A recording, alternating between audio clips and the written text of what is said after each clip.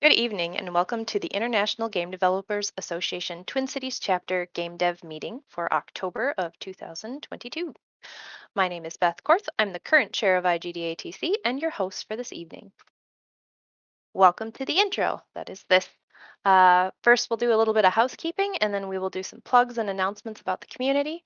If you have anything that you need to share with us, you can mention the IGDATC board on the Discord. Tonight we only have one presentation because it's in a panel format. It's called The Different Faces of Combat Design. We'll have Monica Fan, Glen Henry, Damien Crawford, and our own Stephen McGregor talking about combat design. And then once the meeting is done, as usual, we will hop into the Voice Lounge in Minneapolis or St. Paul, whichever one someone gets to first, and have a little bit of a time to chat. So, our meetings are open to everyone. We want to be a safe and inclusive community for people who want to make, and people who make things that make games.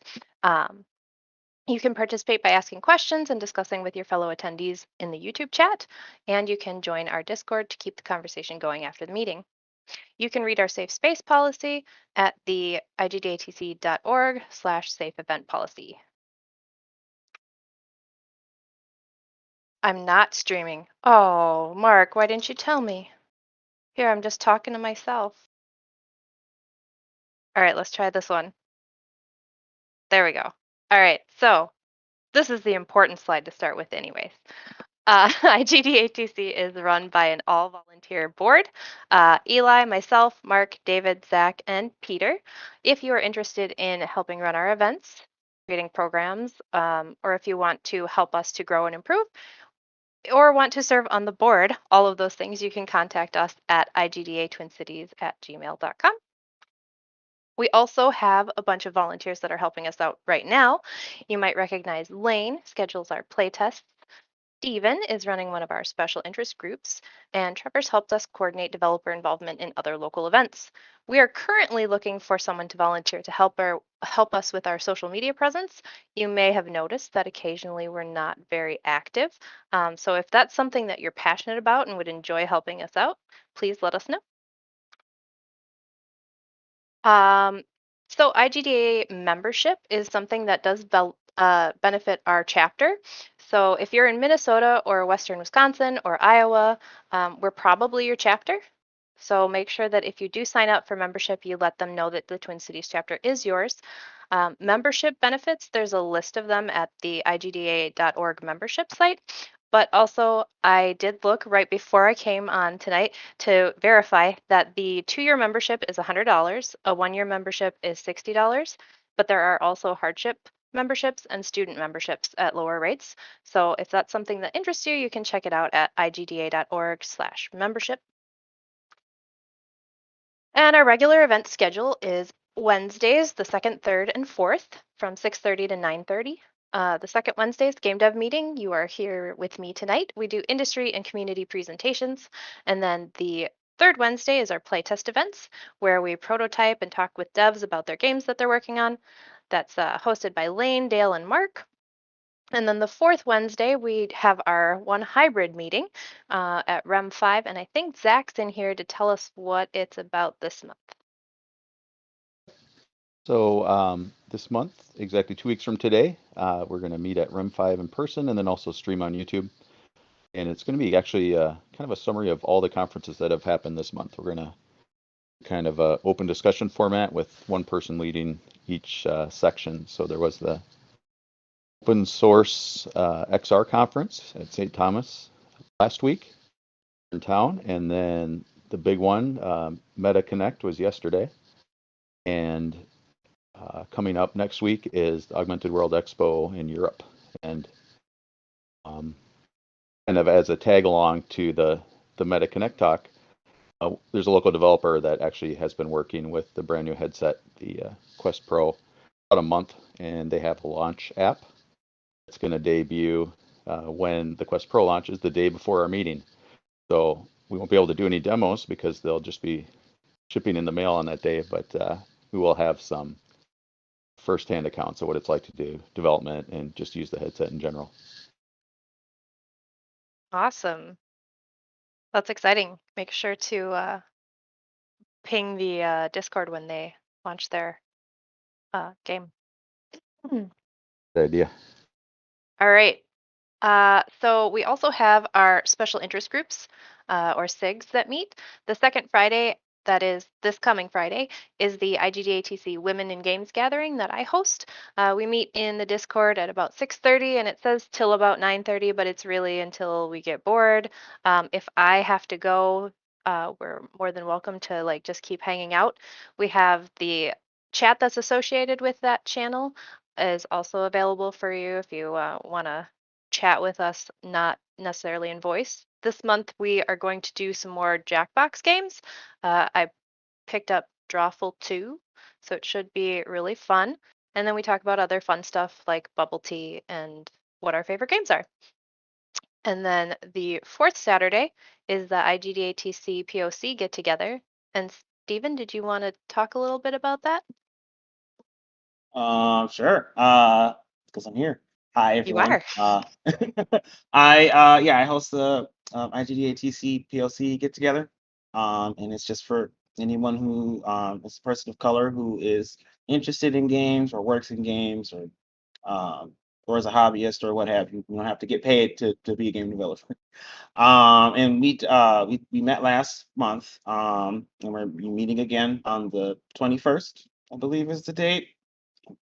Yes. Yeah, we just hang out, talk about games. Yeah, my plan is to have like Jackbox or there's been some other games that I've been testing out with my coworkers. We can have that, like there's top four, which is a pretty fun thing. We get to know each other a little bit better. Things like that. So yeah, check us out. It's from 3 to 6 on that day on the 21st. And we'd love to have you. Games. Yeah, my plan is to have. Awesome. Thanks, Stephen.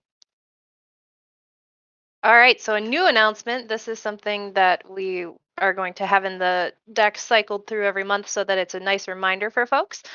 We now have a game section on our Discord that you may or may not have noticed. The games channels are moderated by the person who's requested them. So it's kind of up to you how you want to use those channels. People have been kind of checking it out a little bit, posting different kinds of things. It's entirely up to you how you want to use it. If you want to invite your community to follow the game on our Discord because you're not sure if you want to start your own Discord or anything like that, as long as we keep things in our safe space policy, so obviously no discrimination or harassment, then it should be just fine. And we will hopefully back you up if you need any assistance with your moderation, but that is definitely going to fall mostly on the developer for the game. So if you want to add a channel with your game, you can go to the request a channel, and there's like I think a form that Mark made up that's real nice. It just asks for some info and then he'll set that up for you. All right, so now news and plugs. Usually we have just a couple. This month there are tons. So I hope it's going to take a second, but I hope that Scott Gaff is on for the Minnesota Electronic Theater.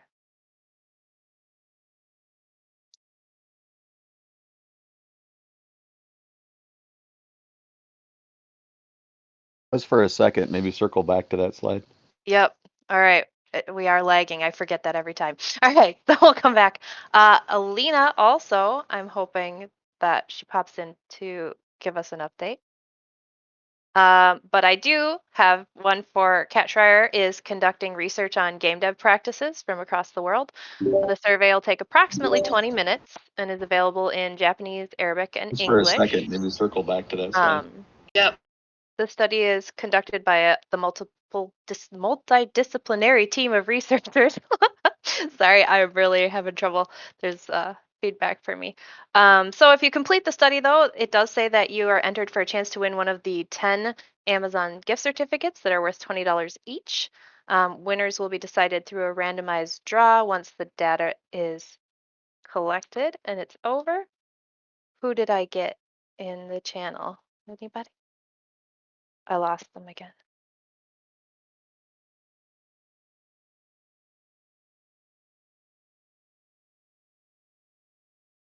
All right. I think we've got Alina coming in just a second here. But Zach's in here now. So If Zach wants to, I'm not streaming my screen again. Is it because I alt-tabbed? Let's see. Oh, okay. I was like, how'd that happen? Okay. Okay. So yeah, so Twin Cities Film Fest is coming up. That's a big event. I think it's like 9 days, 20th to 29th. And there's a little spin-off event at our Rem 5, who hosts our MNVR meetings. And it's the Twin Cities Film Fest XR. And so what that is a series of movies in VR. So some of them are like 360-degree videos. Other ones are actual 3D where you can kind of move around a little bit. They're not games or anything like that. They're narrative story. They're roughly 10 minutes long usually. And if you're interested in that, please note that, and you want to save some bucks, the early bird tickets end tonight right around 9 p.m. And actually that stacks with a discount code that they gave us, which the code is MNVR. So if that's something you're interested in, maybe think about grabbing a ticket here before the night is up. And if you wouldn't mind clicking on that, Beth, if that won't mess up the browser. I don't think it will. Haha. Nope, we're good. We don't have to cover all these details. We can just scroll. They've got examples of what'll be there. They've got some stuff from last year, so you can kind of get a look at it.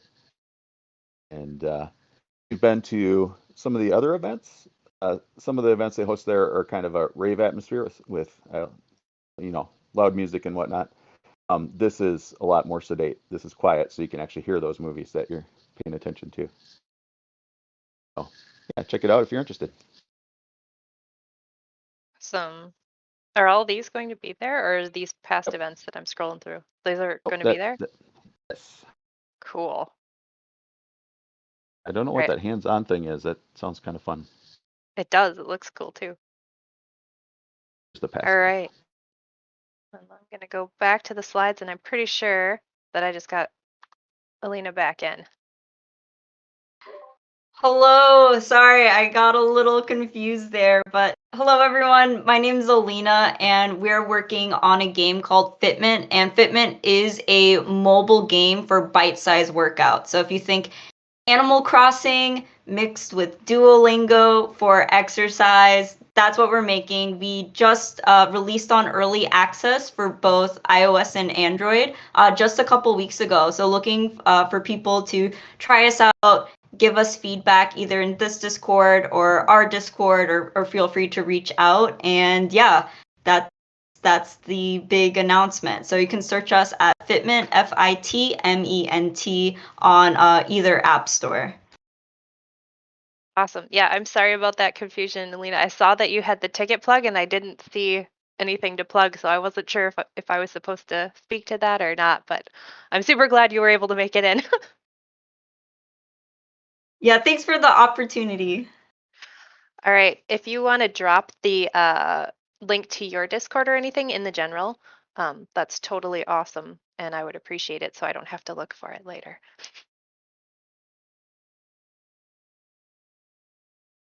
All right, so it looks like we are still waiting on Mr. Gaff if he's around.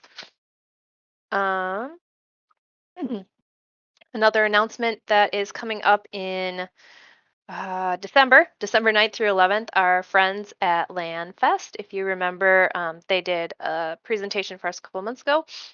Their tickets are going to go live on the 21st.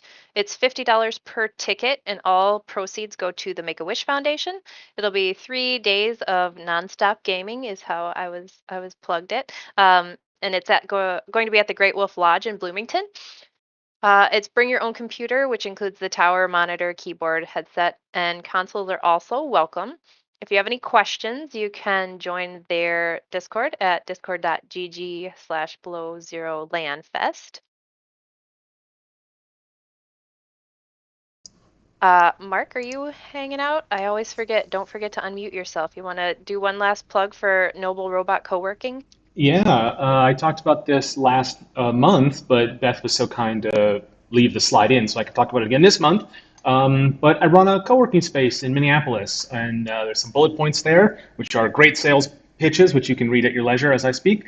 But it's a really great space for if you are on remote teams, really well suited towards virtual meetings.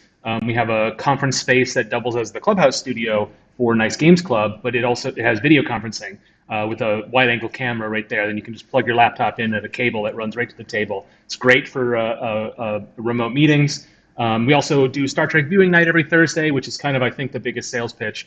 Also, very cheap. If you're looking to get a co-working desk in town, you won't find a better rate. And that's because I'm sort of committed to making the space a little more of a community space for local indie devs. And I'm kind of determined not to make any money. I'm doing great so far.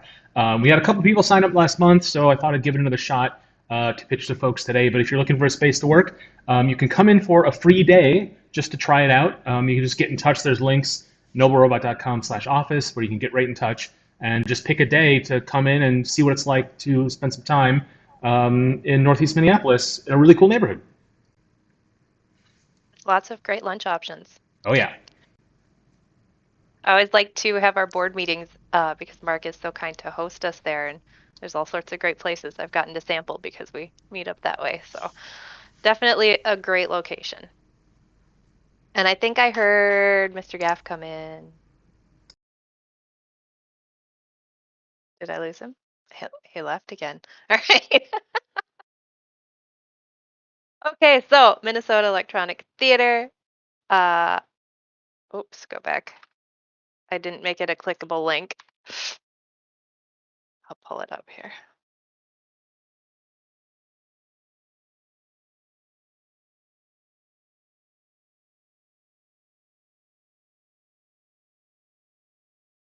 All right, so Minnesota Electronic Theater is the annual showcase or celebration for Minnesota's visual effects, motion graphics, and animation. So there is a call for submissions open the 3rd through the 31st of this month. And then there'll be, jury selection too. I bet that's really fun. You can apply to be considered for the jury.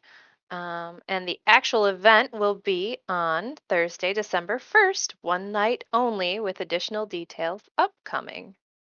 So I will be sure to drop those links into the Discord when I'm done with the intros here. So let's catch up to where I was. This might be Oh, no. Okay, so we did this one last month also, but it is still open. So the Games for Change, Diverse Voices, New Stories. The submissions are open until 11/2.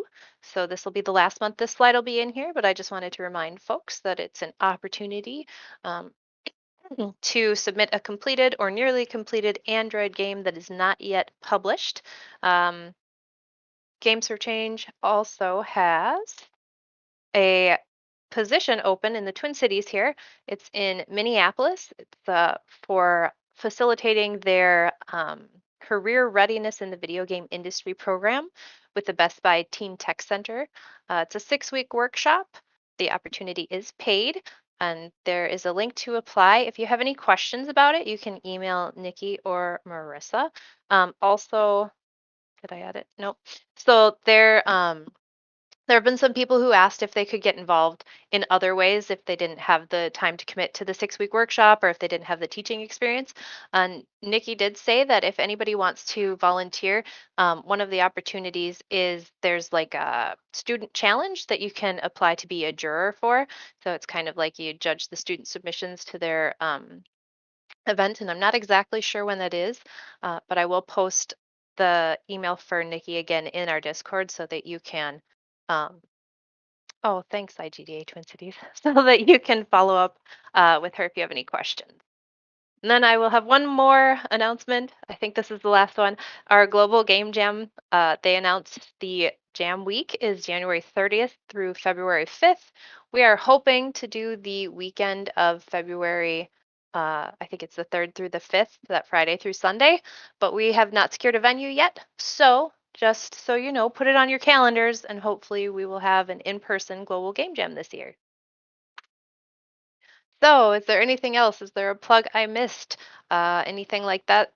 That's great, but we're going to be done now. So sign up for next month's plugs, and we will gladly share your news, releases, etc., etc. So now it is time for our presenters to go. And I'm going to wait till everybody gets their cameras going. And it looks like Monica might be missing still. So, Stephen, do you want to take it away to start, or? Yeah, one second. It's very dark in my room now. Well, it is later in the day.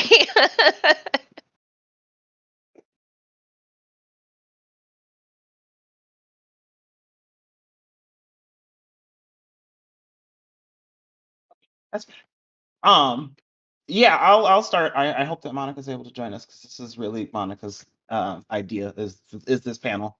But really, we wanted to talk about um, um, different ways of combat design. I think a lot of times people are familiar with the way that AAA developers create combat in games such as Call of Duty or fighting games like Street Fighter and such.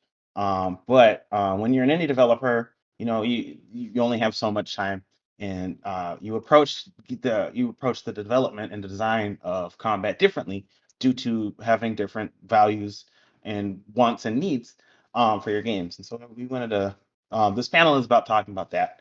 Yeah, so I am Stephen McGregor. I work at Future Club, and Future Club is a co-op where we are developing games. I'm the programmer, and joining me is Damien. Would you like to introduce yourself, Damien? Yeah. My name's Damien Crawford. I've been an independent developer for about 9 years now. I mostly make weird RPGs, such as I have low stats my classes leader, so I recruited everyone I know to defeat the Dark Lord, which is a game where you play as 99 characters at once. Most recently, I put up Purgatory Dungeoneer, so I'm very used to making weird RPGs. I'll pass it off to Glenn. Yeah. Right. Hi, everyone. My name is Glenn. I'm an indie developer based out of Kingston, Jamaica. I've been making games somewhere between 7-ish, 8-ish years at this point in time. My last project was a mobile game around, how do I explain this one? It was combining music rhythm elements and monster hunting. I landed on that design in a very interesting fashion. Yeah, and it was called Questside Pocket. And I have opinions, capital O, around combat design and gaming and what that looks like from different perspectives. You, Steve? Yeah. Cool. So I guess we should, get started talking about combat design. I think, I guess like maybe we should go around and talk about like how we approach combat differently. Actually, let me go back. What aspects of AAA games, what aspects of the combat in AAA games are frustrating to you as an independent developer? I mean, I could start from myself. I think a lot of times with combat,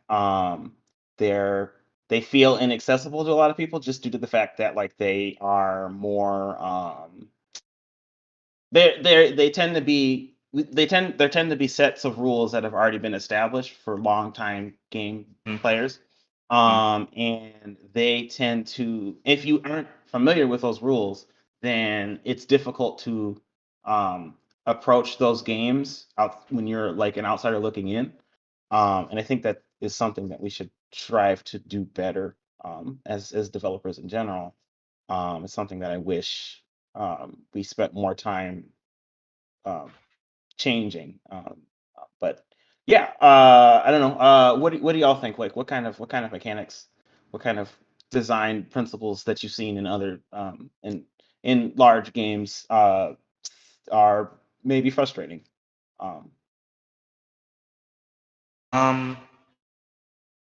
I think me, when I think combat design, I think AAA gaming, it normally comes down to like just FPSs. Yeah. It's like this is standard. That's the standard thing that people refer to.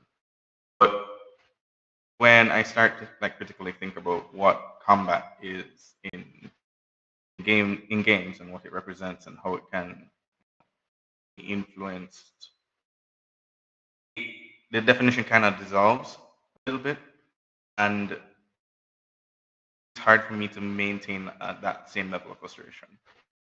So for me, I think that there's a collective like disservice when we just think about combat design and just only think about first-person shooters, Yeah. things of that nature. Like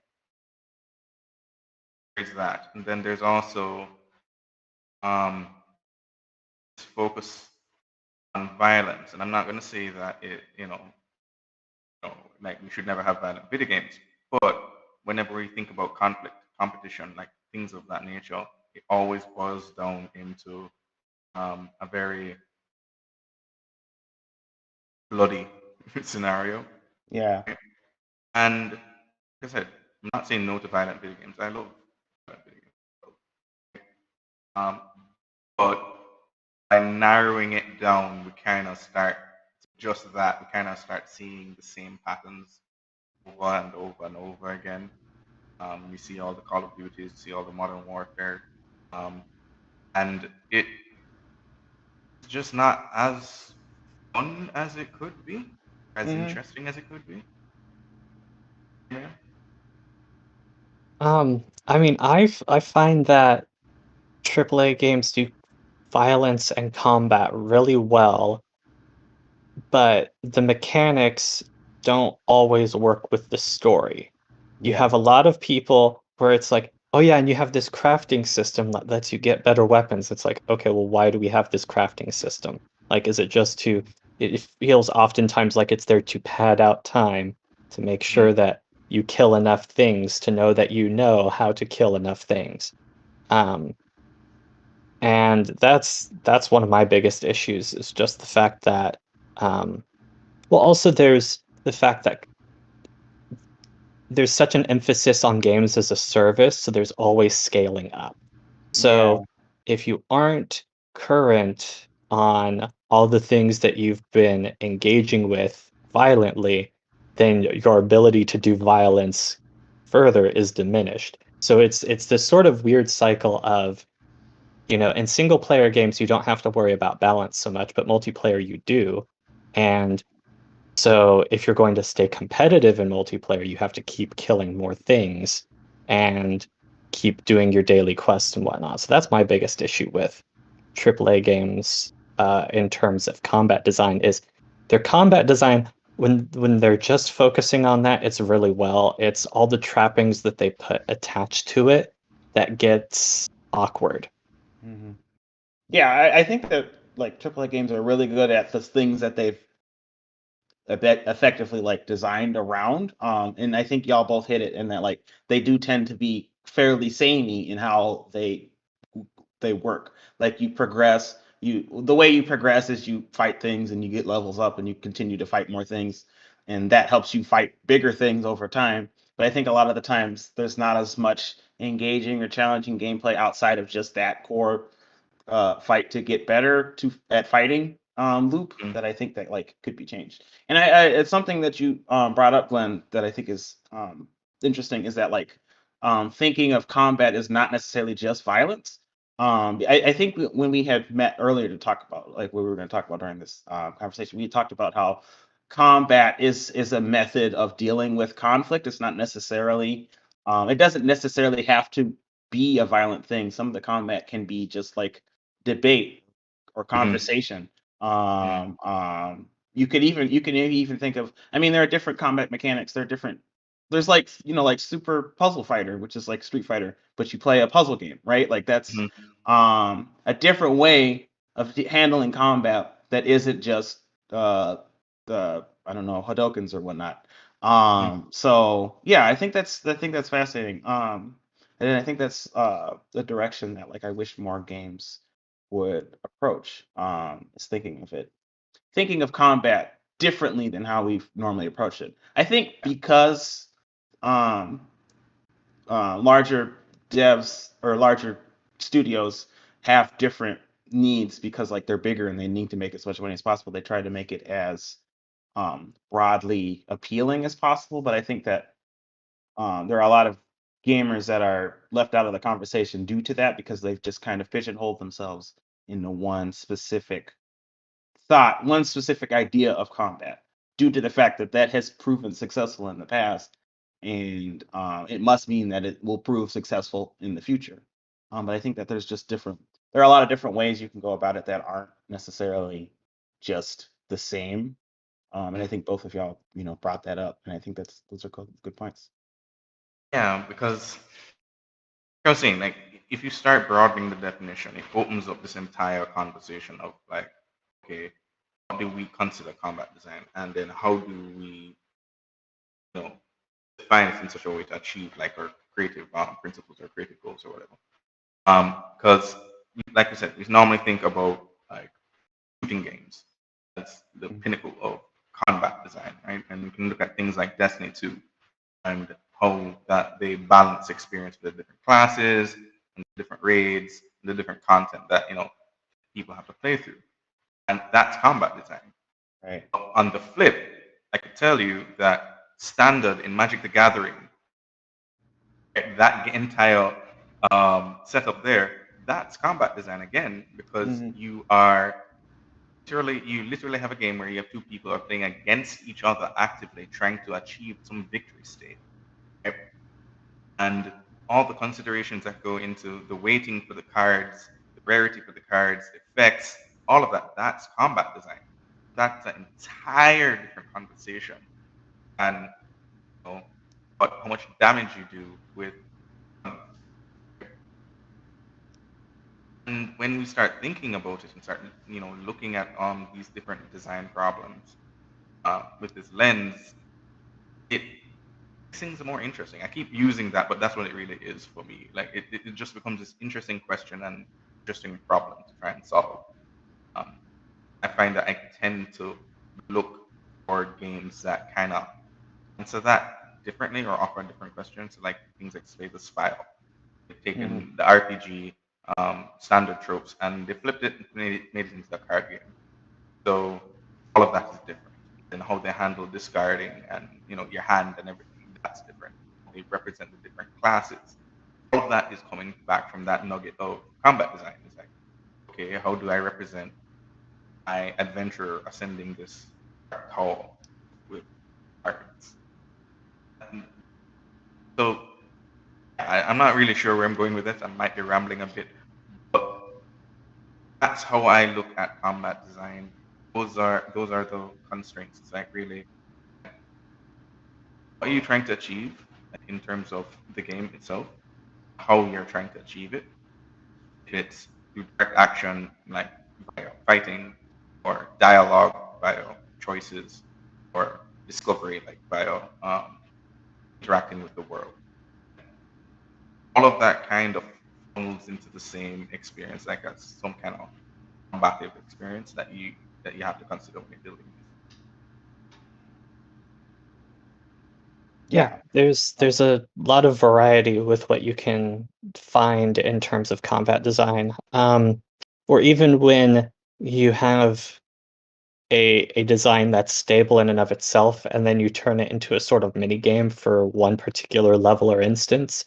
Like Chrono Cross famously has the Cryosphinx fight, where you can just try and beat the enemy down with straight up attacks, but it also is the highest health enemy in the game, and what it does is it asks you riddles. And if you attack it with the element that corresponds to the answer of the riddle, then that actually will get you through the fight much faster. Or things like Sonic, where you have normal Sonic stages, but then you'll play like one of them where it's a 3D Sonic that decides, oh yeah, now we're playing pinball. Like suddenly it changes from trying to defeat robots and get to the end of the stage to just trying to get a hold of the physics of how these flippers work and deal with this momentum-based platformer in a way where now you're on a flat surface and you only have some control over what you're doing. So it's a neat sort of experimentation space to get into, where okay, we have this core combat method, but now we have to think of, okay, well, what could we have done? And kind of explore that and see where you want to go with it. Yeah. I think those are good points. It's interesting because a lot of that reminds me of how platformers tend to approach these kinds of things. You oftentimes like get completely new like control schemes and mechanisms to handle certain problems and in certain stages just due to the fact that they wanted to add variety. And I think that like platformers kind of get away with that more than first person shooters and such. Um, yeah, that's something that I guess I hadn't considered before, but uh it does feel different. It's actually something that I don't particularly care for in platformers is when you get mechanics that feel very different from what you started with. I tend to like I do enjoy like myself personally feeling like I'm more skillful at um a game over time, like I'm starting to get a better handle on how everything links together.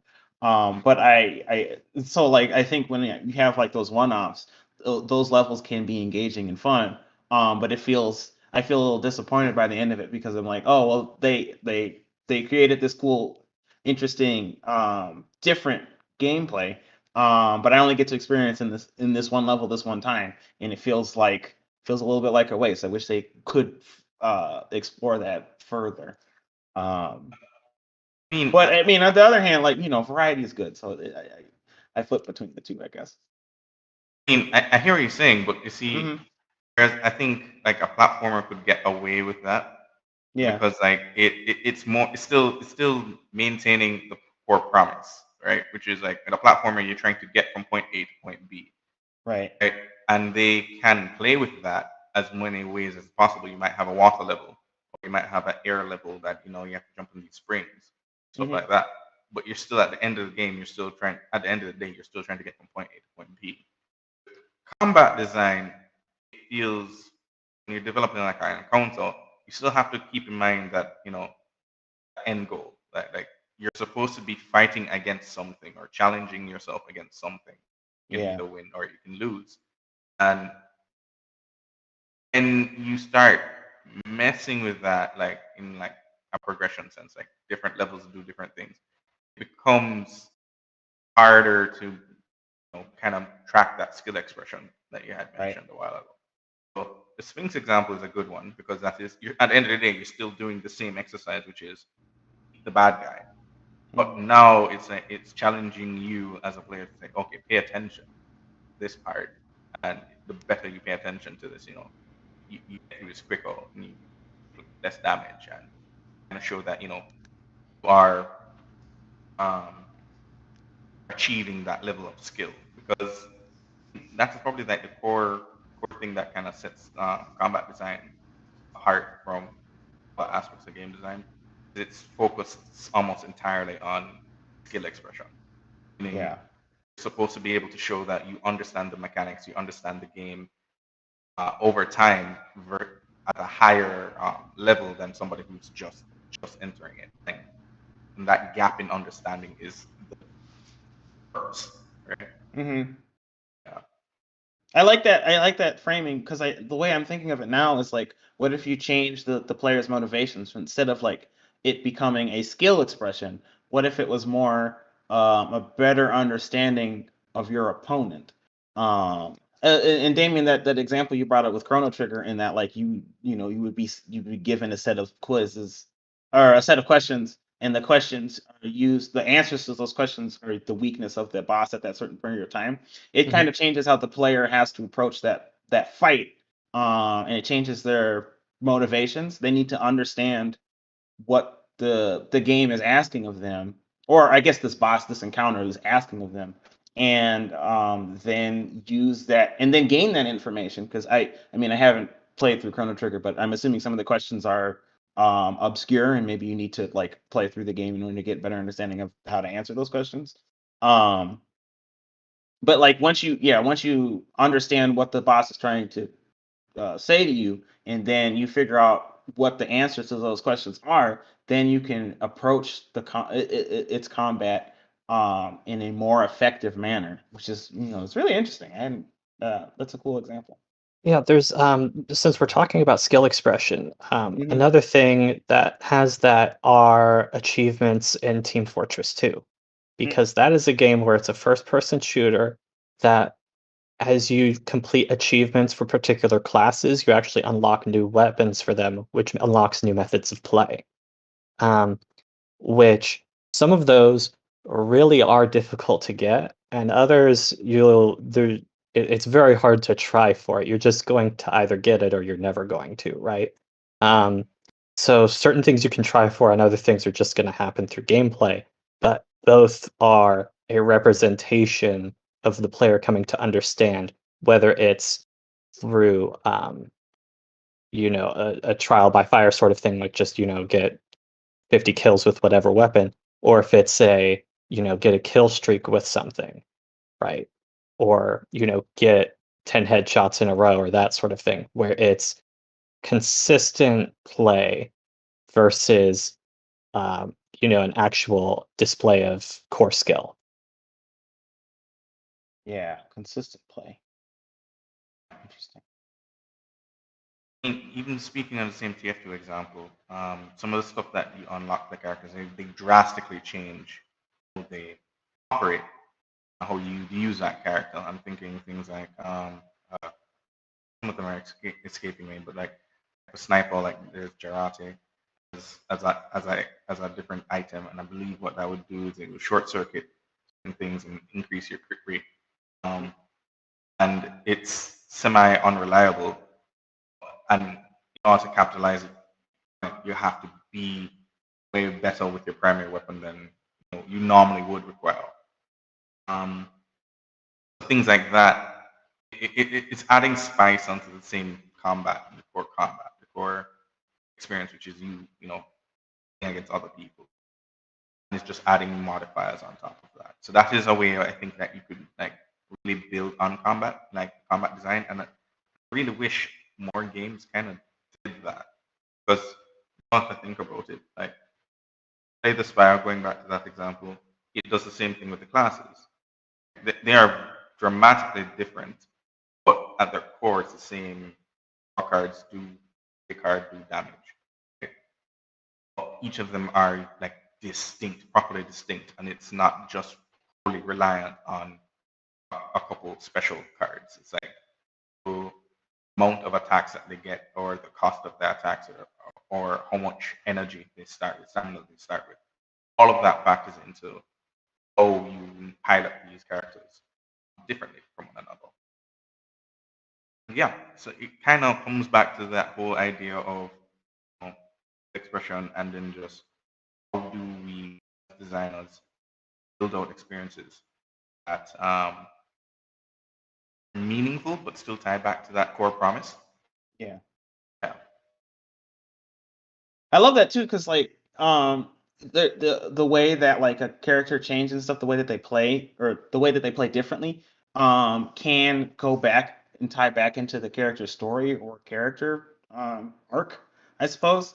Because like there are a lot of times in fighting games where like they just kind of like palette swap some characters because they're running out of time or whatever, and they just want more characters and thing. But they will sometimes like that you can kind of see a character's story through how their moveset changes or how like they've modified certain things. And I think that's really cool. And in fighting games in particular, you can I love it when characters feel like their personality traits. Like you can really get a feel for who this person is, who this character is as a person. Just due to how they play and how their move set plays together and plays around other characters as well. Because like the way I think of, particularly the way I think of fighting games, but I think in general, is like these are forms of communication. They're methods in which you are trying to understand the perspective of your opponent, whether that be an AI or an actual human. And I think that like being able to design characters or move sets or mechanics that and being able to adjust those and change those over time can really express a lot, not just for the player, because the player gets to choose. Ideally, I guess, depending on what you're trying to do with your game, the player can choose what they want from the moveset. But you can really express a lot more about characters, and more than I think games have explored. I think there are a lot of times in games where I feel like there are bits of genius where you get a few 10, 15 minutes of twists and changes and stuff, and it's like, oh, this is really cool, and then that's it, and then you go back to regular gameplay, and I find myself feeling frustrated, I think, with that, because I think that you could do a lot more with that. You can but I think that it's kind of difficult because when you're going into a game, you as a player, you're expecting a certain the certain gameplay, I suppose. And that being changed on you all of a sudden, if the player does not anticipate that or expect that or want that, it can leave a sour taste in their mind in a way that I imagine could put them off from it. But I don't know, because we're not. I think we have more flexibility as indie developers to add those things, to make those twists, those changes, and make them feel more permanent and make them feel more impactful for the player throughout the whole gameplay experience. That larger studios with more financial burdens would have to avoid. And I think that's something that is really great about where we're at in the medium. Yeah, because there are so many. Well, making games itself is risky. There's so many ways in which we can explore this central topic. Right. So it's very easy to kind of hyper focus on what's tried and true. So FPS, fighting games, that type of stuff, and it's difficult to kind of experiment. Right? So that's also why you kind of get. I like is that you find. I like that you mentioned it, those moments of genius, even though it's kind of carbon copy. Because you said the palette swaps, and I instantly thought about Smash Bros. Melee.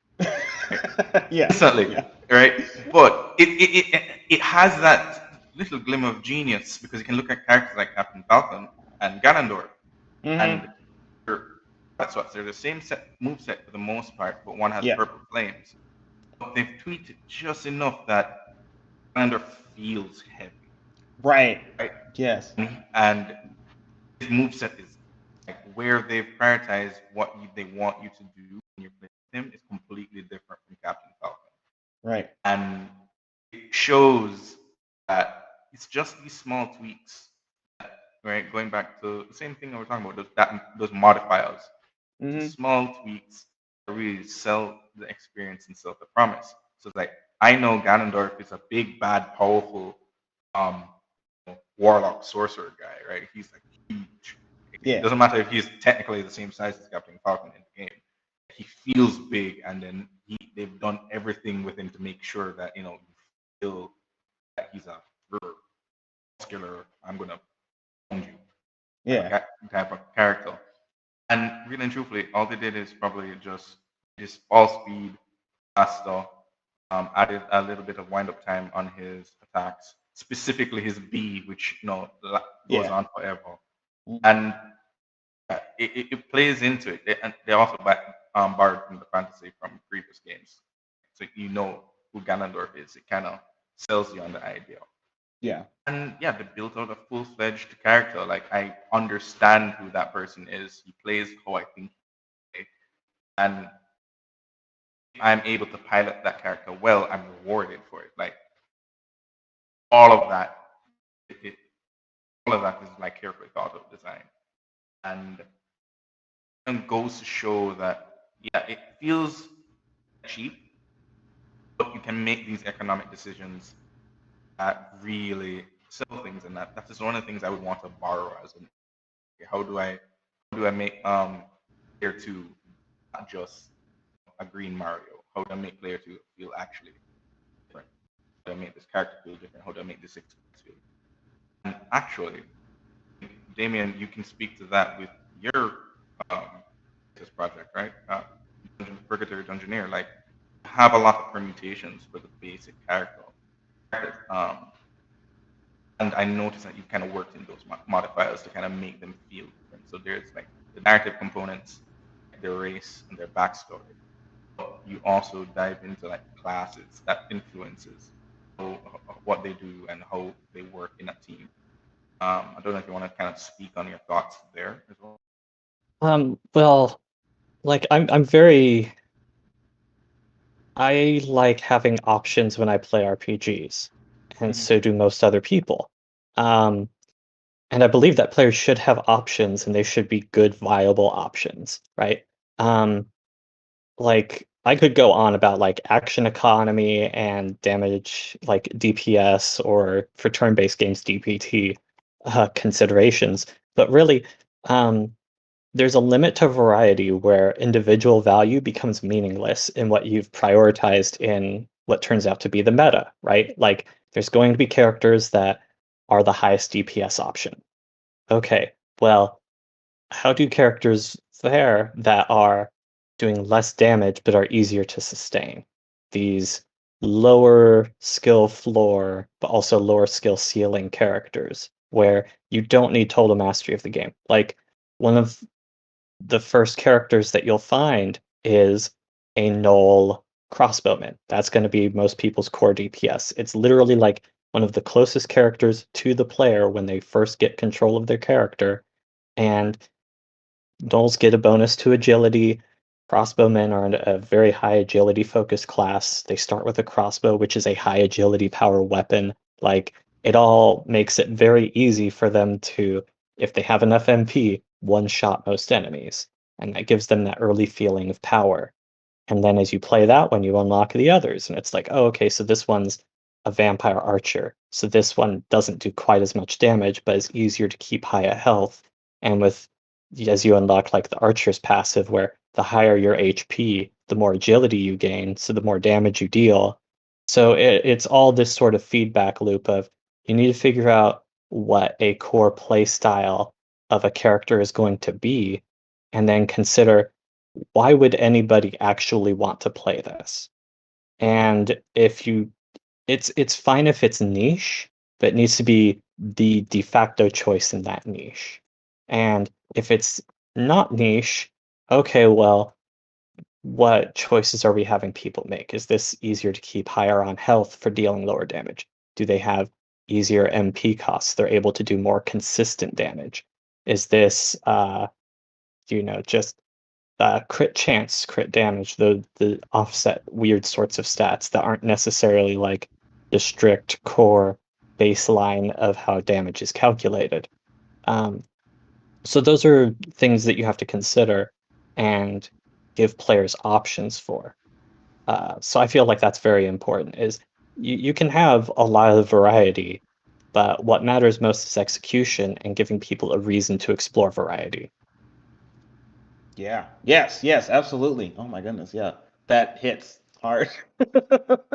That's really good because I think that a lot of times, you're given all these different options, but there's it's not technically an illusion of choice, but it feels like an illusion of choice where there is an optimal choice here, and you should pick this choice because it is the best choice.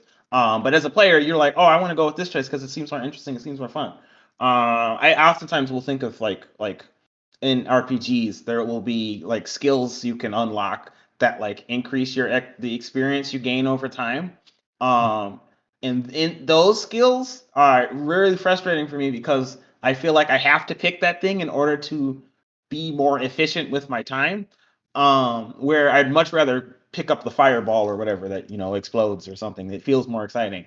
I think that those when you have like a skill tree like that always frustrates me. And so I think that's cool to. I think it's important, to think of how the player is going to approach this and make sure that each option, each choice that they have has a purpose. And even if like only 1% of your players try this purpose out, it still has a niche, it still has a purpose that gives players some variety, gives players some expression that they wouldn't be able to achieve otherwise. I think that's a brilliant point. Yeah, it's important to have a point with what you're putting in the game. And if there's not a point to it, it's not only wasting development time on your part, but the players will notice because they'll go to try it and they're like, oh, well, I should just do this other thing instead. So, yeah. Yeah. That's good. I mean, you kind of touched on like intent, like progression and stuff like that. Mhm. Thinking like Pokemon games where, as you level up a character, they'll get Ember, but later on you get Flamethrower, and then later on you get Fire Blast. Mhm. Things like that, kind of no-brainers, and they kind of take away the choice from the player, which is not as fun, right? I think what happens with combat design, what gives the most fun is going to be things that challenge you to play in a different way and still achieve the best objectives. Mhm. Yeah. And if you are not allowing the player to make an active choice to go in that direction, you're watering down the experience generally. Mhm. So And then there's even with those skills in Pokemon, there's still a point to them. Like Ember is an early fire type skill where this teaches you like how these moves work. And it has like 30 PP, so you can just spam that move and you're okay.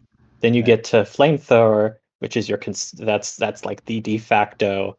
It's like Bread and butter. Thunderbolt, it's like Bubble Beam, it is the skill that you have there where it's 100% hit rate, good damage, and 15 to 20 PP. But then you have Fire Blast, which is 5 PP, huge damage, good chance to burn, 70% accuracy, which it's you don't want to have to count on it, and if you do, it's going to miss. And it's those sorts of like risky options where, I watch competitive Pokemon, and it's heartbreaking to see it because there are people where it's like, you know what, we're going to gamble on the 95% hit move for this official battle, and it misses because it hit the 5%, and it's like, okay, well, but that's also the reasons for those sorts of options is, it's risk, but you have to make the risk rewarding. Like Zap Cannon and Dynamic Punch are my favorite moves ever. Well, actually, my absolute favorite's Metronome because that's just such a high risk. But Zap Cannon and Dynamic Punch, if they hit, massive damage, guaranteed status effect, either confusion or paralysis, and only a 50% hit rate. Like, you don't want to bank on it, but if you do, it feels so good. You feel so rewarded for making what is objectively a bad play. But it's that sort of option, right? I'm gonna say one thing before I hop off because I do have my hard stop coming up. Oh, yes. But I like that you mentioned the whole variance and random aspect into the design. Because then I think about Pokemon that take advantage of that. I'm thinking like Machamp, like no guard Machamp, where Pokemon now have abilities. There's no added layer, added modifier, where like any attack they use never misses. Any attack used against them will always hit. So it's now high risk, high reward. It's like, okay, my Machamp now has that dynamic punch. It's going to hit. It's going to confuse. But I'm now exposed to whatever else anybody else throws my direction, right? And so those are choices. Those are more choices like that, less no-brainer choices, which is like, okay, this is clearly strictly the better upgrade to the previous. Make games that allow your players to make interesting choices as they progress. I think that is important with regard to combat design. Yeah. This is great. I lost track of time. I didn't even realize. This has been a great conversation. I misscheduled things, so I think that, and so that's why Monica wasn't able to join us. Hopefully, they'll be around later. They might be here for conversations and stuff. But I don't know about how y'all feel about it, but like maybe I would like to have these kinds of conversations again. Maybe we can do this. We were trying to do this for GDC, so I hope that we could like schedule something around this again because this is good. This is a good conversation. I think I'm definitely open to that. I was just kind of using our notes to kind of guide my discussion. And I realized we only went through like four of the points that we have, and we have like Right. Yeah. yeah. There's a lot. I mean, there's a lot of different aspects of combat design. That's the name of the thing. So yeah. Thank y'all. Thank you, Glenn. I know you have a heart out, so I don't want to keep you. We can keep talking if you want, Damien, or we could call it here. I mean, if you want to talk about other things, I can sit here and keep talking. So, Well, I'll Well, you step should- you should- in to suggest yes. that there's been a lot of chatter in the chat. So maybe if Glenn needs to bounce, maybe the two of you left over can kind of Q&A? answer some questions, and folks in the chat add some more. And then, of course, Damien, we got to give you some time to plug and pitch Purgatory Dungeoneer, because it is recently released and a very unique project, and I think it would benefit anyone to put it in front of their face and play it. So you should take some time to do that. Sure. Everyone. Take care. I'll remember you in therapy.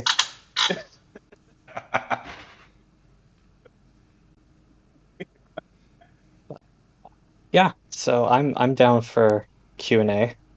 Yeah, that sounds like a good plan. So yeah, first you should pitch your game. And I'm gonna look at these questions and see what I can pull up. Sure. Yeah, Purgatory Dungeoneer. It is a game. It is a strategic RPG. There's 105 different classes, 105 classes, 4 variations on each. I mean, if you like turn-based games, play it, and if you don't. It's I feel very awkward about pitching my game to other developers, because it's like, look, you're all working on other stuff. Like I'll pitch my game to, capital G trademark symbol gamers, but like, if we're all here doing the same business, like if you have time to play a strategy RPG, I go hard in that one. I had to write over 400 characters worth of character barks. That sucked. That was not fun. That was one of the hardest parts of making the thing. The other thing was, a lot of the classes came together really easy, but the mimic was the worst, because I said I was going to make a mimic class. I ended up making it stance based. It takes skills from 24 different classes, across 6 different stances that it weaves into after using different skills. It's atrocious. I don't recommend playing with one, but also there are people you can play the game with them out the gate. So if you want to do that, by all means, there's better things to spend your time on in there, I think. But there's people who like that, so that's why I made it. But yeah, Purgatory Dungeoneer, it's a game about retired adventurers and the trauma of that, because nobody rational would want to go into or leave a career path where it's just so violent. So yeah. Cool. Yeah, that's great. What a great pitch. I mean, I'm excited for it. I'm not gonna lie. Especially that dancer switching stances when you do moves. Well, the mimic is different from the dancer. Those are different ones. Okay. But yeah, no, like there's so many classes. There's a lot of typical ones, warriors, fighters, rogues. But then you have maids that have the expertise skill, which are able to clear party debuffs without using up their own turn. There's puppeteers, which are able to grant party members bonus actions every turn at the cost of making them lose HP. There's cheerleaders, which is the one I've gotten the most complaints about so far, because people are like, "Oh, well, you only get buff skills. You don't actually get like actual damage or anything with them." And I'm like, yes, that's the point. They're a cheerleader. If you have a good DPS in your party, they can support that. They can support multiple DPS characters, but you don't expect them to do things on their own. So yeah, that's another one of the sort of niche characters where certain party compositions it's great, other party compositions you would never use it.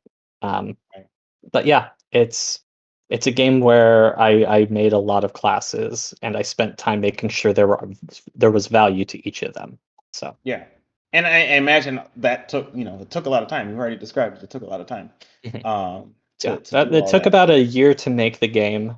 A lot of it was writing. The actual characters themselves weren't that hard to do. Like the concepts came to me pretty easy. It's just implementing, that many characters. It's rough. So Yeah, that takes a lot of time.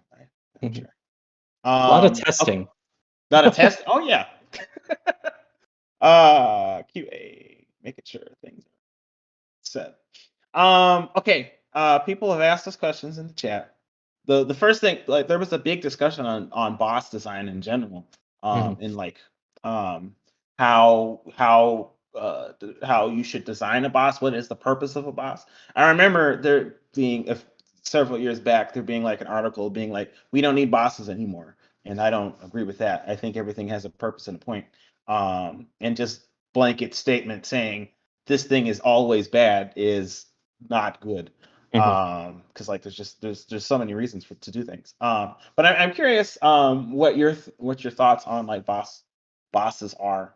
Ultimately, typically in games, bosses are used as a test for the player to make sure that they've learned the things that the developer wants them to learn by this point in time. But I think that a boss fight can be more than that. It doesn't necessarily just have to be a test, and it's not necessarily bad if it is just a test, but they can be a method of understanding. I think for both like the player and the developer or the game itself in some way, to better understand like how the player is approaching the game. You can use it. That'd be interesting if you use it as like a test for the game itself, and you see how the player approaches um, that boss, and then the game adjusts due to that. I don't know. That is a very vague idea of a game, but it could be something. What? Not to turn the question around on you, but I'm going That's to a fine. little bit. Okay. What do you think is a good boss? Like, what's a game that you played where you fought a boss and were like, this was good, right? Oh, very good question.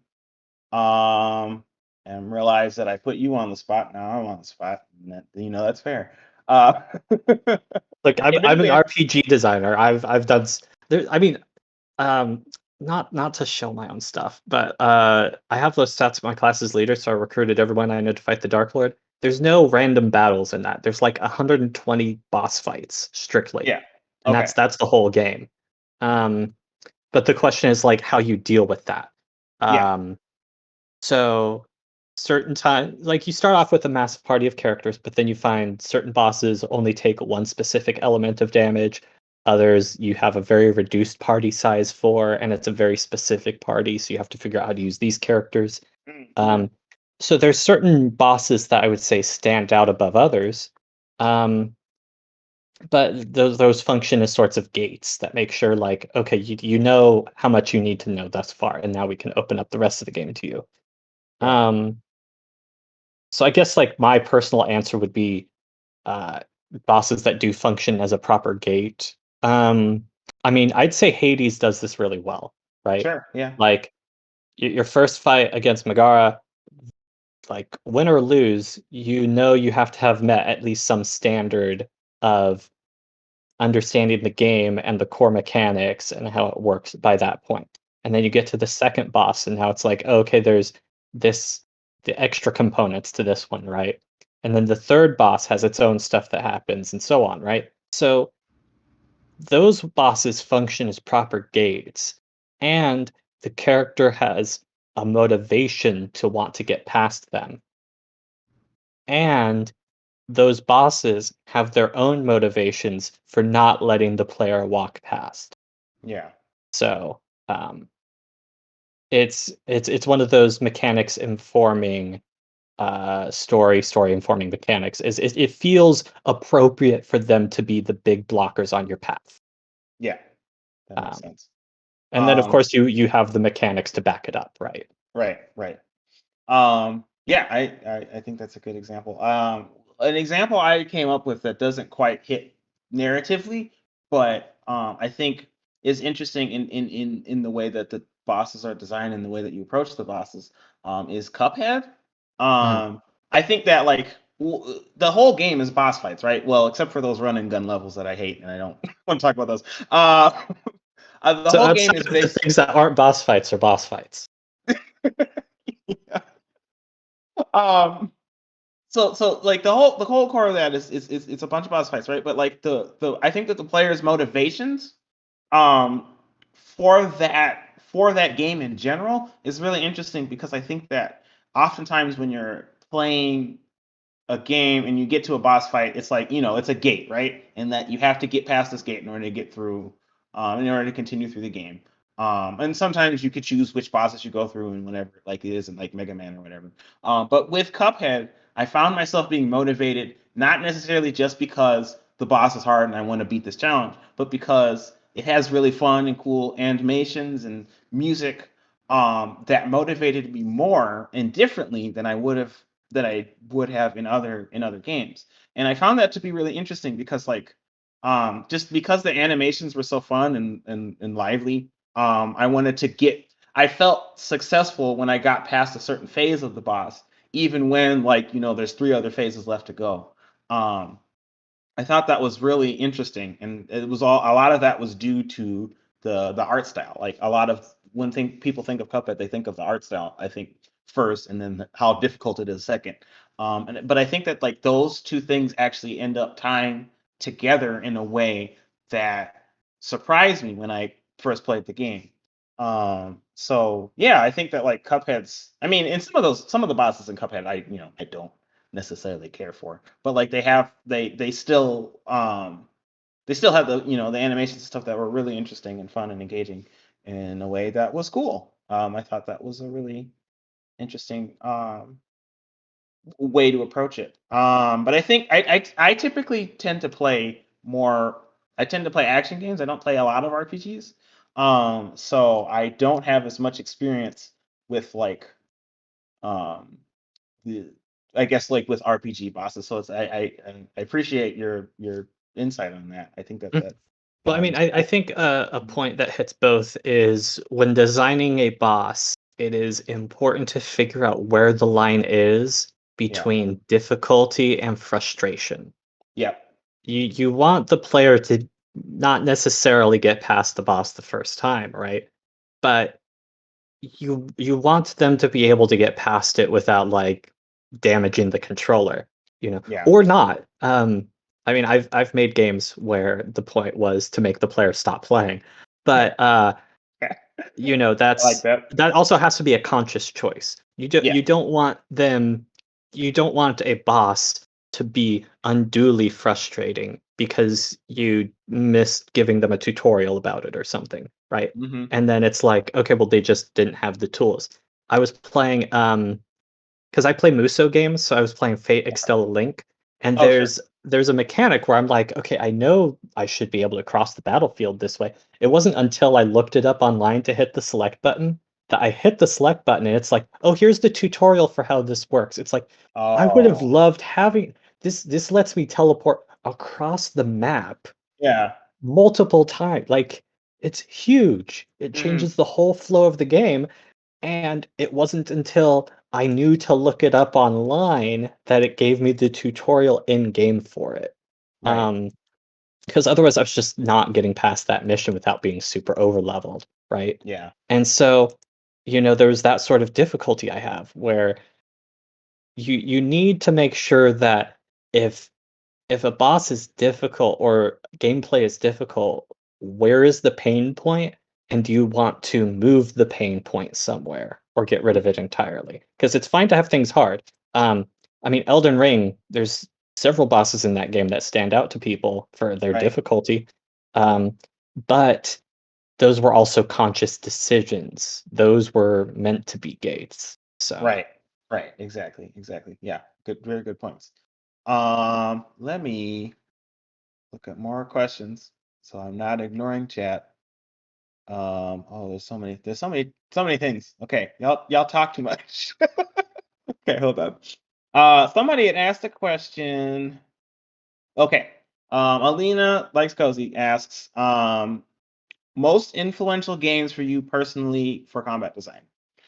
I definitely would say fighting games for me. I think about them a lot, and I think about how the characters are often, well, my favorite fighting games character, you can characterize them, the characters themselves. You can understand how they play. You understand how they play, and then you can understand the character as a person.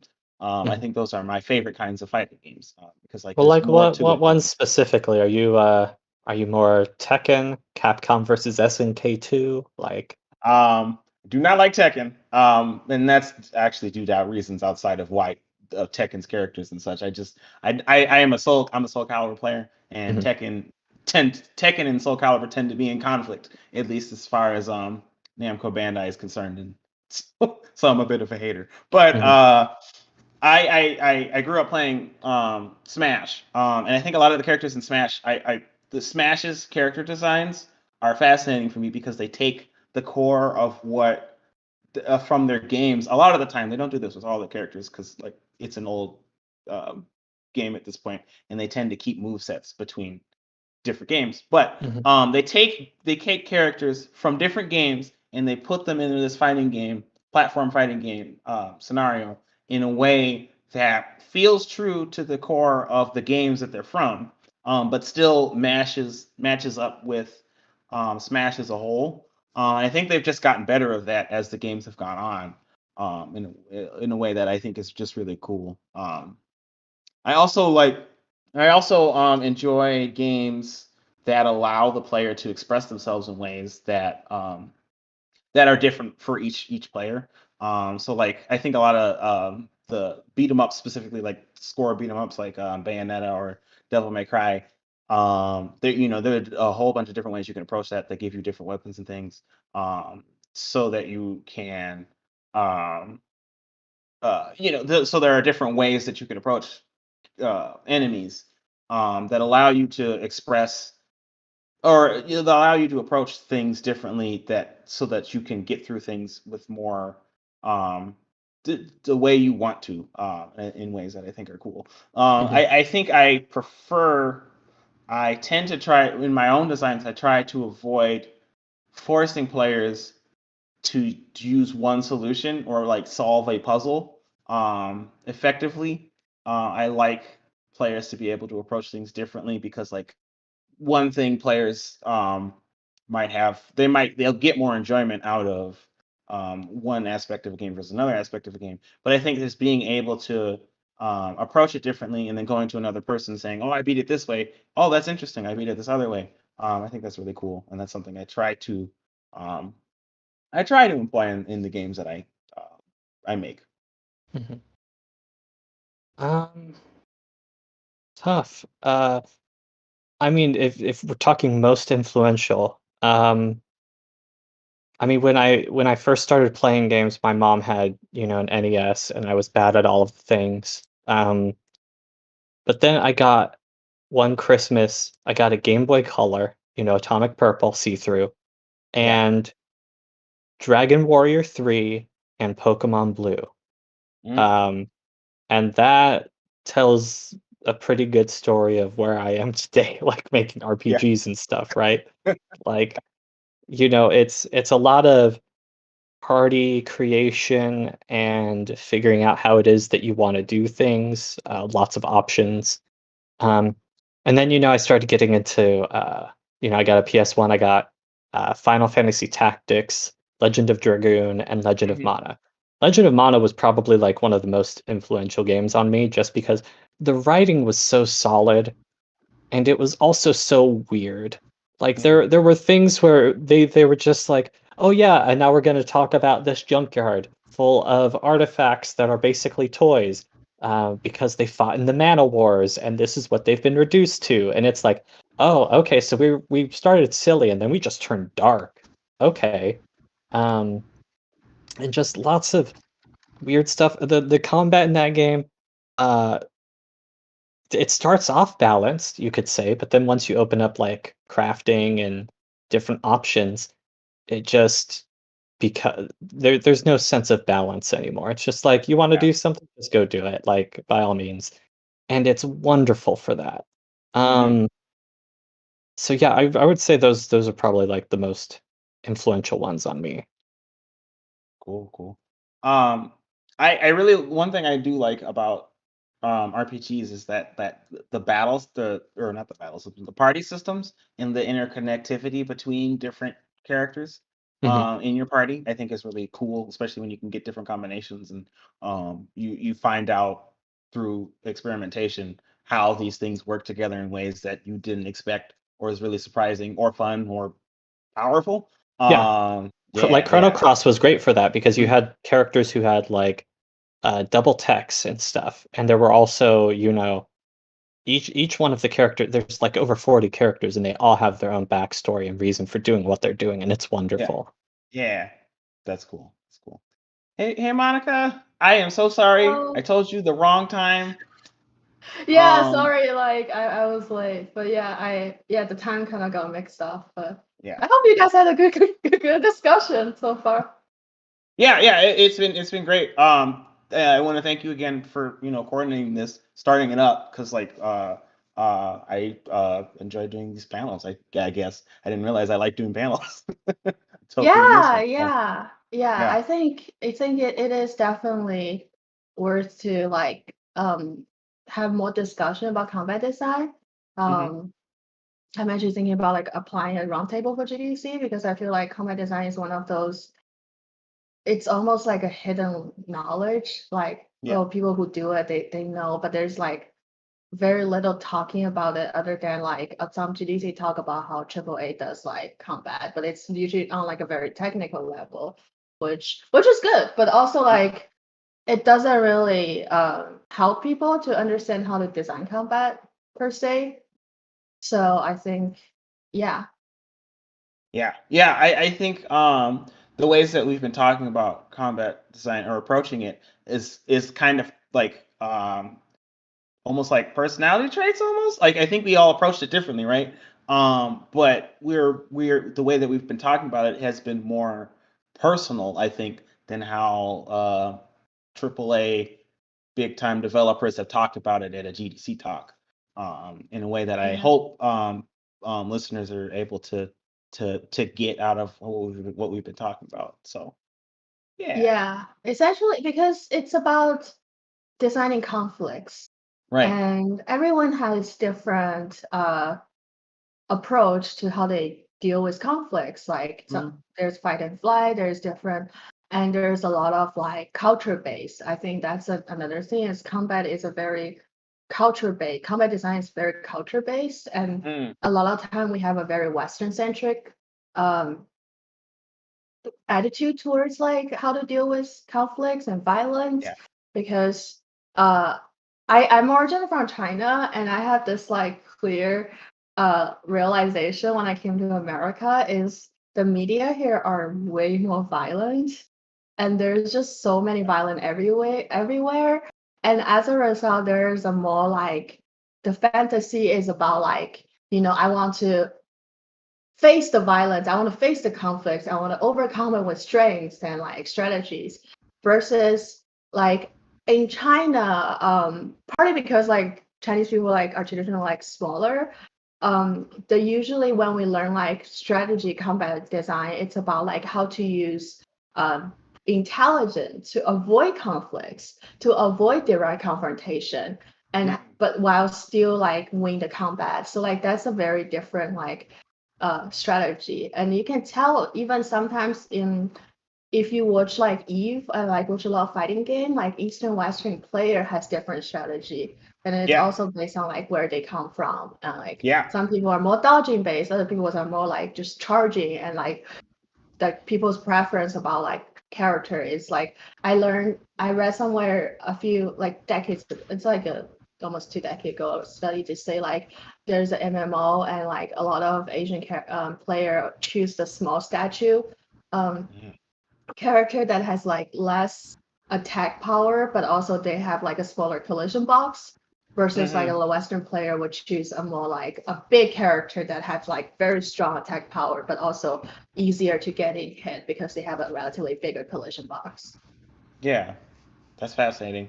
And that tracks with my experience, particularly with fighting games. I think that like players who play a more methodical, slow, ranged, try not to get touched play style will get booed at, which is something that is annoying to me, because it's like ultimately all these fighters are trying to win the game, right? So like however they do it is what is important, and not necessarily how flashy it is. And I think that like in folks from different regions outside of the U.S. Will sometimes like they approach the game or that fighting game differently than how it is in the U.S. In ways that are cool and engaging and exciting. That because you're just surrounded by a bunch of people who play the game similarly, you wouldn't necessarily see until like everyone comes together fights. I think that's cool. Yeah, but that was a good point, especially like thinking of it in terms of like culture. I don't think that's something that we discussed while we were talking. That's a good point, Malcolm. But also, like, you brought up a very good point. I think this applies to not just combat design, but also like game design in general. Is when I first started designing game, streaming culture wasn't that big, and like so a lot of time like it's about like how you feels and like word of mouth and like. But like these days, when you design game, it's so much about like creating that viral moment, creating the spectating effects. You not only need to be fun to play, but also like you need to be fun to stream, because otherwise, like that's streaming is such a major way of people to get to discover game. And like talking about like in fighting game, it's like when you're fighting for like the rewards, that's one thing. But the other thing is like when you're fighting for an audience, when playing fighting game for an audience, it's kind of like remind me of like what wrestling is, because wrestling everything is fake, but like people they come here, they have a very strong opinion, like they want to play they want to see conflicts, they want to see fight, they want to see like blood, they want to see like hit and jump, like they don't want to see people like try to solve resolution. That's not what people are here for. So it's kind of like when you're designing a game, it's kind of like, oh, am I designing this for player to having an intimate, because to me playing game is a very intimate experience with the media.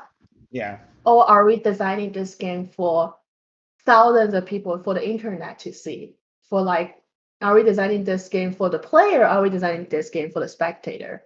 And that's like often a very tricky question. And like, especially now that I develop AAA game, there's a lot of higher up people who evaluate a game. They don't actually play the game or feel the game themselves. They see a video of the gameplay, and then they will like give comments about like how it works. But it's different. Like watching someone else playing game is a very different experience than playing like the game yourself. And sometimes like it can be like a little bit conflicts, and you have to make the decision is like, who are we designing this game for? Right. Like Yeah,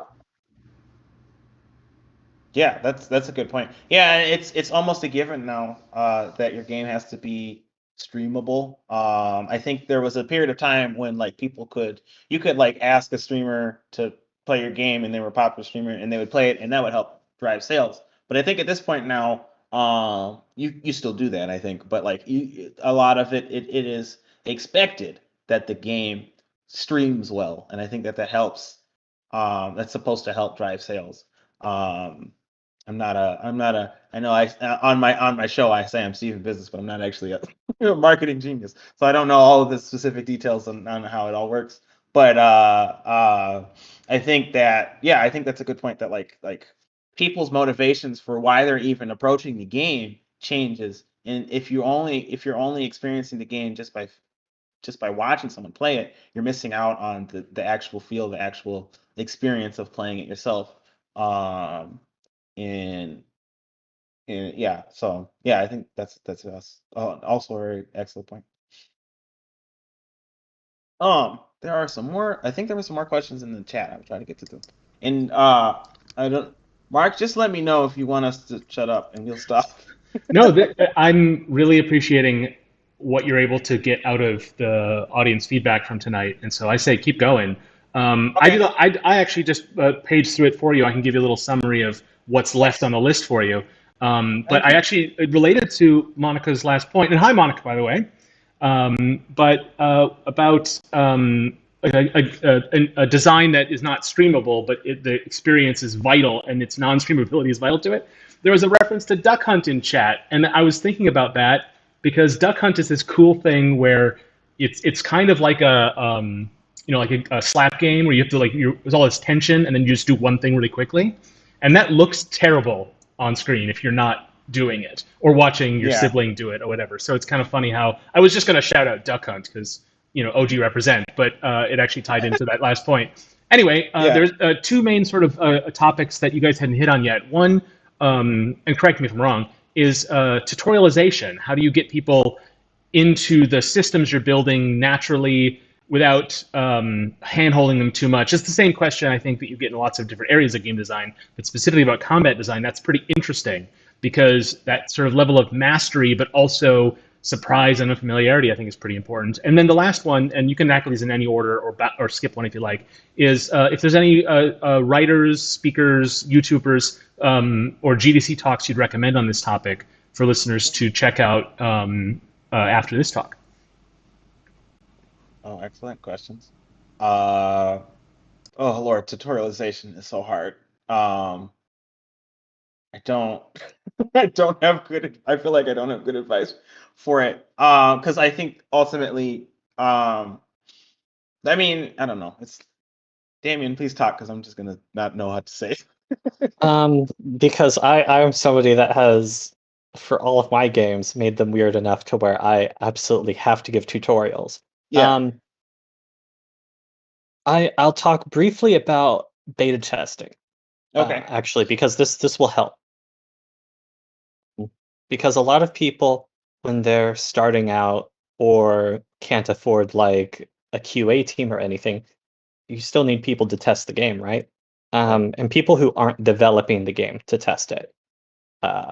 Because otherwise you have all these preconceived notions. So there's three important groups to have test your game. First are people who are not developers that play the genre.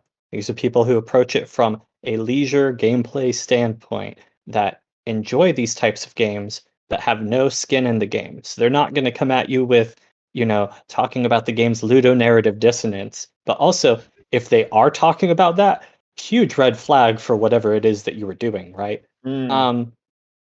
But these will be the people that tell you the boss fight was too easy or hard. Okay, the equipment system isn't doing what I would expect it to do in a game. So these people will give you a thing about your tutorials that absolutely must be covered. If these people don't understand what you're doing, nobody's going to understand what you're doing because these are the core audience that play the genre.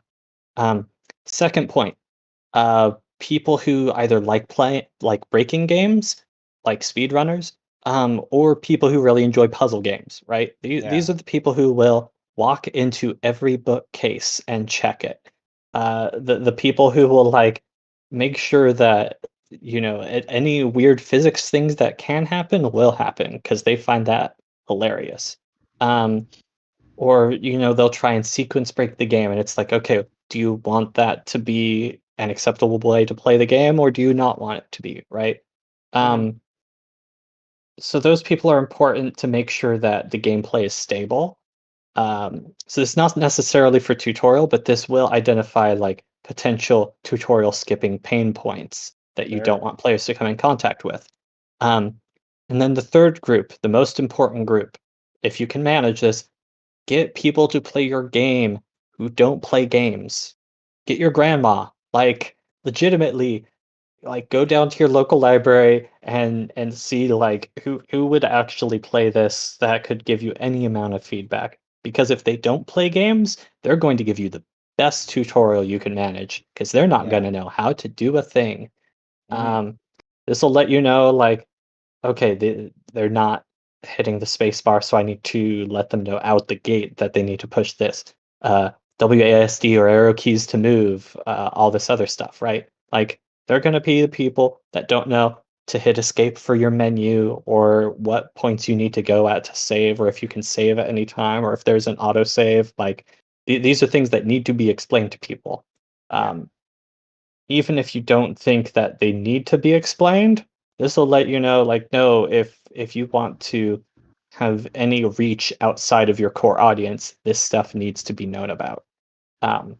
So that's my view on both how to do testing and also what you need to write tutorials for. That's good. Yeah. You'll find out your problem points really quickly on doing that. I think that's yeah. And then once you figure that out, then you can design a solution to the problem. Yeah.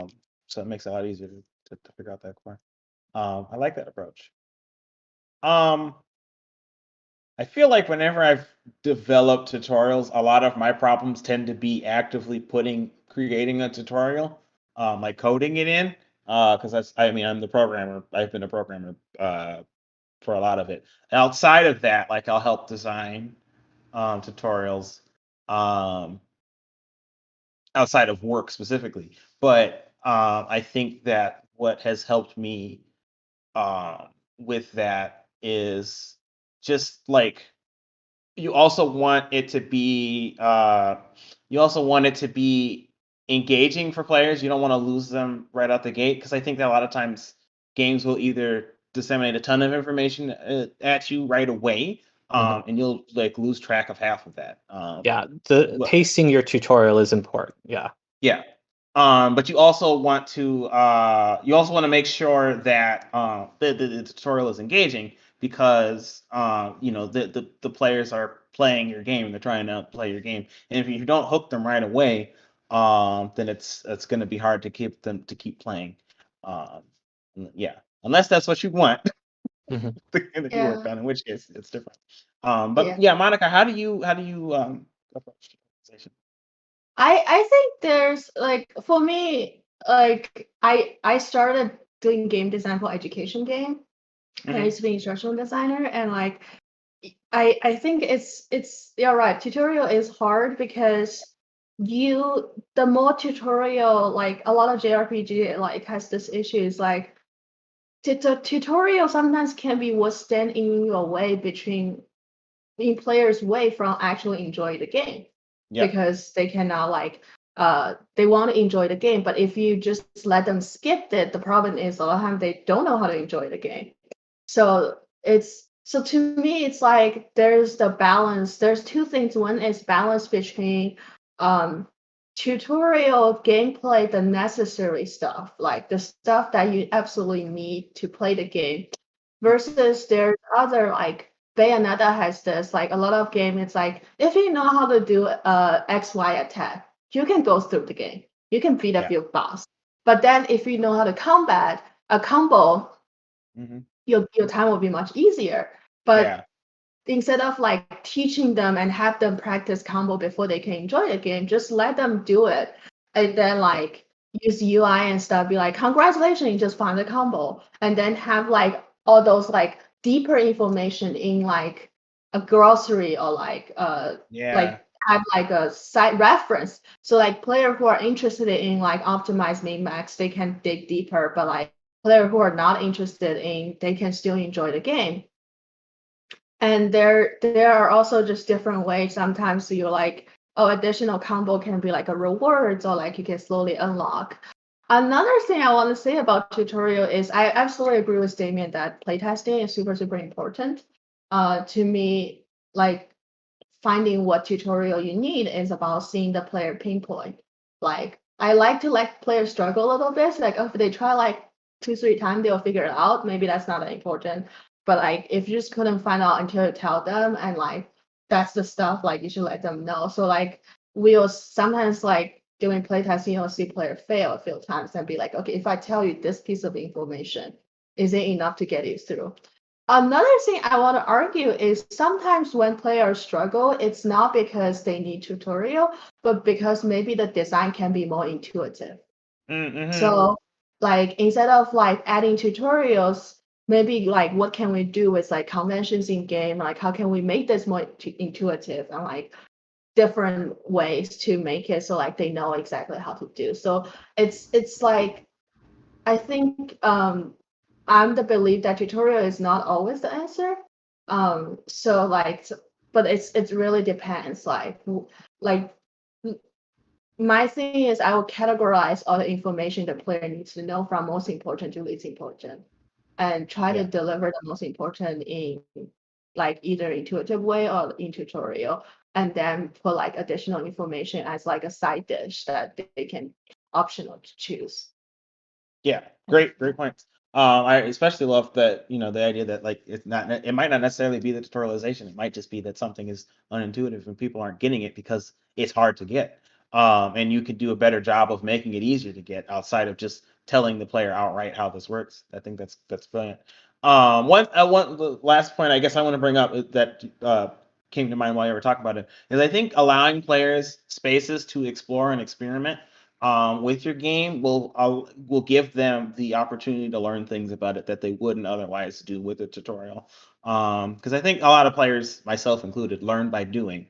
And so like if you just give them the space to do things, they'll pick up on stuff that will help them get through aspects of it. I mean, it's a little bit scary doing that because like you don't exactly know what players will be getting out of it, but you can help them through in other ways. You can like subtly hint at ways to teach them aspects of games without necessarily saying this is the A button, this allows you to jump, so I would encourage developers to just allow players to experiment with things as well. Yeah. Then that second question was like talks that you could get on combat design. Where's don't have a one. good place to drop a link? In Oh, you can throw it in the off topics chat. No, where does it go? I don't know. A general discussion in the Discord is probably the best place. There you go. And you can throw it in YouTube chat because it stays after the broadcast goes down if you like. Might be a little easier to find on the Discord. The question was just about any sources, writers, YouTube channels, and importantly, GDC talks, even though that wasn't part of the original question. Because I'm just teasing. But just anywhere you'd recommend learning more or where you've gotten some information from. So the link I dropped in the Discord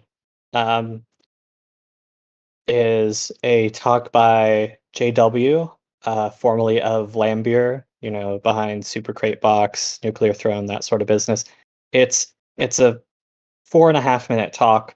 It's called Frick Filler, and it is about efficiency in game design. It's not necessarily focused on combat, but it is so much bang for your buck in terms of a talk to listen to about making games. It's absolutely worth the time if you're trying to look for something to listen to. That's the one I got. Cool. Yeah. Go ahead, Matt. I have two. One is Masashiro Sakurai, the creator of Smash Bros, just created a YouTube channel. I highly recommend it. Everything is under 5 minutes, and it talks a lot, not just like game design, but not just combat design, but also game design in general, and a lot of like details and stuff. It's for even like people who already know combat design. To me, it's like really good review and like just about like different details and stuff. And another one is a GDC talk in 2019. Like I'm a big like proponent of accessibility, and especially like combat design. Like I want to make combat design more accessible. And there's a GDC talk in 2019 by Iron Galaxy Studios, Noah Cecil, about like from 2009 to 2019, a decade of approachability in fighting games.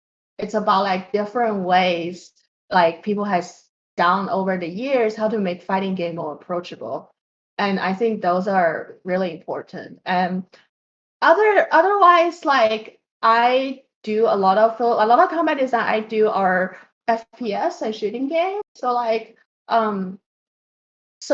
will look into like level design, encounter design is a big deal, like a big thing, how to design encounter, how to design, because like combat design is way more than fighting and iframe and stuff. So but yeah, those are some of I'll post the link in the I posted some links for you in the general discussion. Oh my God, those thank you. links you just linked to. Yeah, no problem.